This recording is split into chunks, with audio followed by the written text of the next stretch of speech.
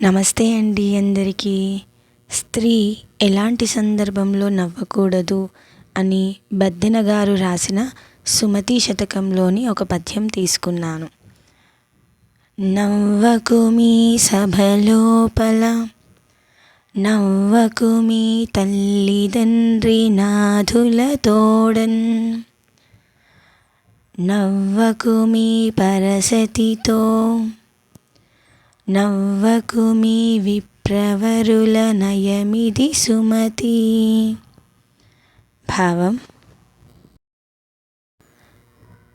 సభలో తల్లిదండ్రుల సమక్షంలో భర్తతో కలిసి ఉన్నప్పుడు, ఇతర స్త్రీలతో ప్రత్యేకంగా పరస్త్రీతో ఉన్నప్పుడు మరియు గొప్ప బ్రాహ్మణుల సమక్షంలో నవ్వకూడదు. ఈ సందర్భాల్లో నవ్వడం మర్యాదకు విరుద్ధం, అశ్రద్ధగా భావించబడుతుంది. మన ప్రవర్తనలో శ్రద్ధ, గౌరవం ఉండాలని ఈ పద్యం సూచిస్తుంది. ధన్యవాదాలు. మీకు ఈ పద్యం నచ్చిందా? నచ్చితే ప్లీజ్ సబ్స్క్రైబ్ మై ఛానల్. అలాగే లైక్ చేసి, కామెంట్ చేసి సబ్స్క్రైబ్ చేయండి. Thank you.